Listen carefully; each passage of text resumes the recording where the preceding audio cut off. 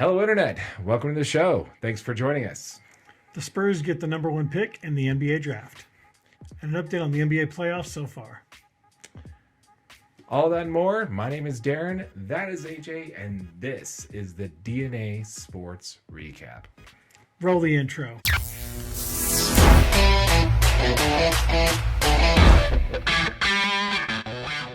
So how's it going, AJ? Doing good, man, I think. How are you doing? Doing well. All right, let's go ahead and jump right into it. Let's go ahead and talk about the NBA. Where do you want to start first? Let's go with the NBA draft, man. Okay, let's start there. So the draft went down about, I guess, last night, depending on when you're listening to this. And, who got the number one pick? Just as we all predicted, the Spurs get the number one draft pick, which looks like they're going to be the team to land Mr. Victor Wembanyama. Yeah, how about that, boy?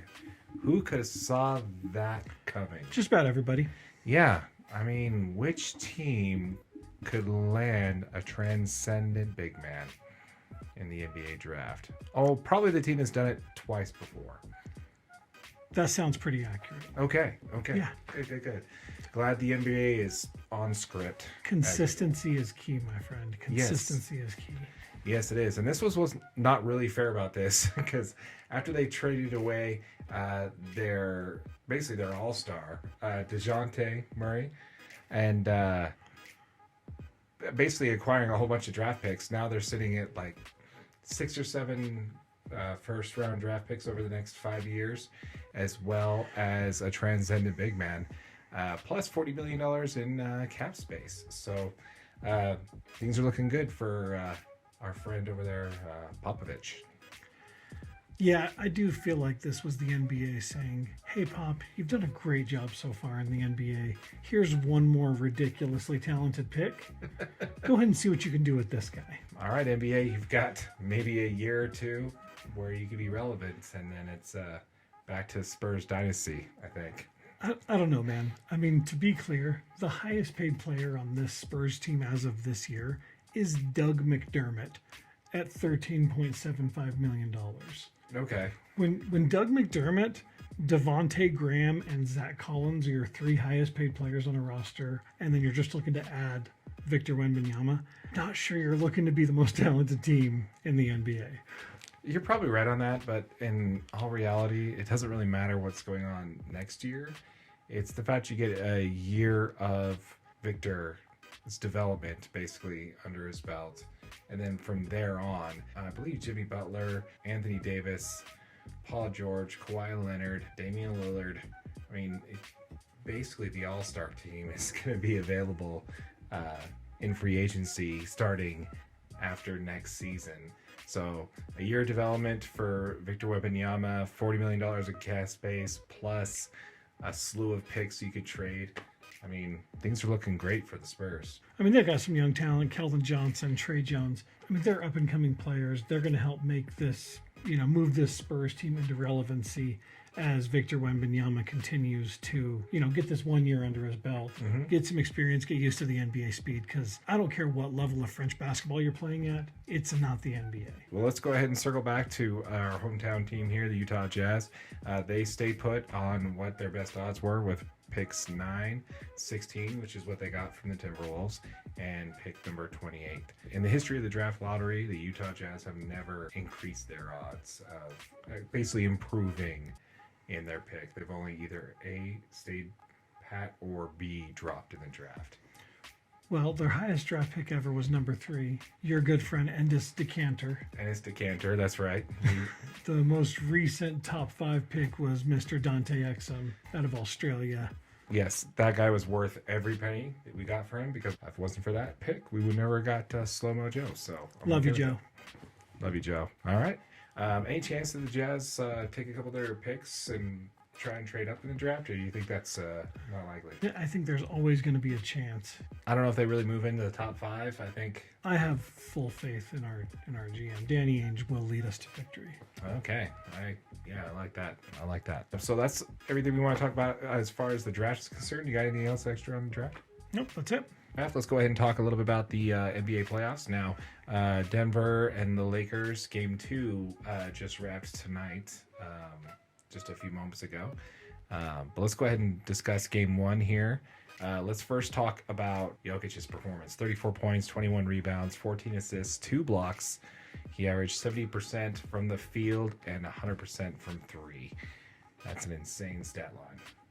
Nikola Jokic is going to dominate this whole series, I feel. You know, as great of as a defensive player as Anthony Davis is supposed to be, I don't know if you can contain Jokic with just one player ever. I don't think they can send enough people at him, and the big threat with sending 2 people at him is you're going to leave the likes of Michael Porter Jr., Jeff Green, Kentavious Caldwell-Pope, Jamal Murray, wide open. Once you do that, they're going to do exactly what happened in game one, which was just absolutely slaughter you from the three-point line. You know, the Lakers really struggled to switch everything on defense. Being the number one defense in the playoffs up to this point, and the Nuggets having the number one offense, size advantage goes to the Nuggets. You're looking at Austin Reeves, who's 6'5", to be guarding guys like Michael Porter Jr. at 6'10", Jeff Green and Aaron Gordon, that are both listed as 6'8", even Kentavious Caldwell-Pope at 6'5". Like, those are tough matchups for a guy, you know, with Austin Reeves at 6'5", Dennis Schroeder at 6'1". Let's also talk about, you know, Anthony Davis and, you know, he scored 40 points in game one, managed to have a -8 on the plus-minus scale, and with 0 turnovers. So what does that tell you? He's going to have trouble finding a way to impact this game positively because he's going to be primarily guarding Nikola Jokic, or, I mean, even like a Michael Porter Jr., not to mention who knows if he can stay healthy.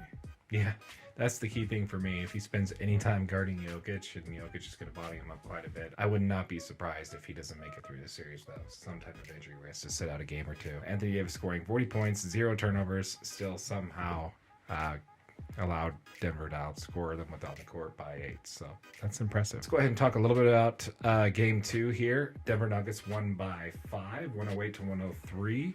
It was all Murray on this one. Says that Murray ignites in the fourth as the Nuggets take a 2-0 series lead. So Jamal Murray had 42 minutes, scored 37 points in this game. Wow. Yeah, I mean, I think that's the Jamal Murray that this Denver Nuggets team really needs to take this and be successful. They don't need him every single night because they got Nikola Jokic, they got Michael Porter Jr. I mean, they've even got some great complementary pieces and Jeff Green, Aaron Gordon. When Jokic is having any kind of an off night, they need Jamal Murray to step up, score 50, be the guy that can get you a bucket whenever you need one. You know, obviously watched his bubble games against our Jazz. Yep. When he would just absolutely ignite and just, you know, he could hit a shot from anywhere, anytime. That's the Jamal Murray that this Nuggets team needs to be successful. I'm going to say Nuggets in 6, maybe even 5. So Michael Porter Jr. Scored 16 points. He was 5 for 10 shooting, so 50% from the field, 57% from 3. Aaron Gordon was 5 for 9 with 10 points. Nikola Jokic actually took a back seat on this game. He was 9 of 21, 42% from the field, 0 for 3 from downtown. But what's the thing about Jamal Murray's stat line that really stands out to me here is that he's got 10 rebounds, 5 assists, 4 steals. When you've got 37 points and you have 4 steals, that's pretty impressive. Well, it just shows that he was putting effort in on both sides of the court, dude. And like I said, that's really the guy that they need for this Nuggets team that, I mean, is realistically known as an offensive juggernaut. I mean, they've been number 1 through the playoffs for that reason right there. They've got a ton of offensive weapons. With Jamal Murray really stepping up and playing defense, that's going to help them. Mm-hmm. You know, just get the momentum going their way. You know, being up 2-0 going back to LA, this is advantage Nuggets, dude. Oh yeah, 2-0 going back to LA. You had Jamal Murray being the star of the show in game 2. Jokic being the star of the show in game 1. On the Lakers side, nobody scored more than 22 points. LeBron James had 22, and Austin Reeves had 22, and all negative on the plus-minus scale, most of them double digits. So, I don't know, man.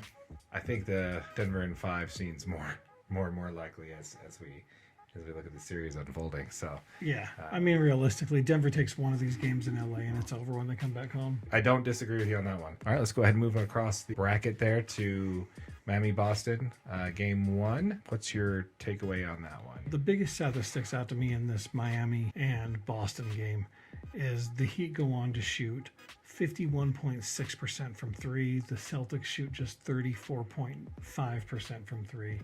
Wow. Anytime you shoot 51.6% from the 3-point line in an NBA game, you're winning. Yeah. I definitely see that. I mean, between the two Supermax contract guys that they have on that team for Boston and up and coming potential Supermax contract guys on that team. I mean, Jason Tatum did score 30 points. However, he didn't shoot at all in the fourth quarter and only had five shot attempts total in the second half, which doesn't bode well for them. And also, between the two of them, Jaylen Brown and Jason Tatum, they had 10 turnovers. Brown had 6, Tatum had 4. Jaylen Brown was 1 for 6 from 3, like you were talking about earlier, as far as being outshot by Miami from deep.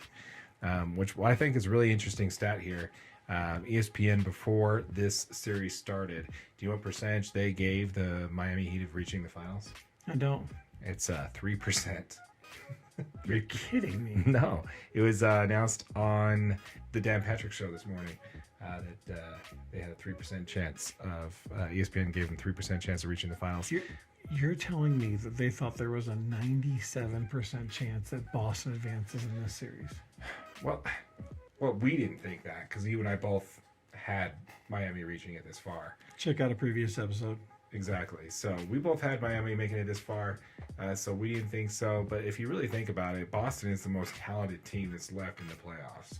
I would argue that Denver is the most complete team, but as far as talent goes, Boston's right up there. So Miami, who has basically Jimmy Butler and, Bam Adebayo, Kevin Love, Kyle Lowry.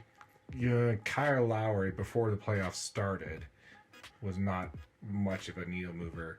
And, you got Kevin Love, who's grayer than I am, Kyle Lowry's got one of these, though. So does Kevin Love. The Heat have championship experience. That's what's going to carry them past Boston. And Jimmy Butler, we trust for that team, dude. Oh, yeah. I mean, they go as he goes, really. Yeah. I mean, Michael Jordan's son's really balling out there, so that's fantastic. Where do you see this one ending up?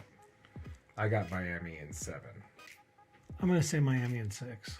Okay. All right. We'll see how it goes down tomorrow night and see what happens there. Yeah. Tomorrow will be the tell. Yes, definitely. I can definitely see Game 2 shifting the series either way. You got anything else on the NBA? Nope, that's it, man. Well, once again, folks, thank you very much for joining us here. If you are watching this on YouTube, keep in mind the full episode is available as a podcast underneath YouTube playlists. If you go to our channel, go to the playlist, there's one that says podcast. The full episode will be available there on everything we talked about. It's also available wherever you find your podcasts. Yep, and if you're watching on YouTube, make sure you smash that subscribe button. Please comment. We love the engagement with you guys. It's been awesome. It's really been awesome lately. Really we've got some really good ones. We appreciate it. Let us know what you think of the channel. If there's anything you want to see in the future. Once again, folks, my name is Darren. That is AJ, and this has been the DNA Sports Recap. Till next time.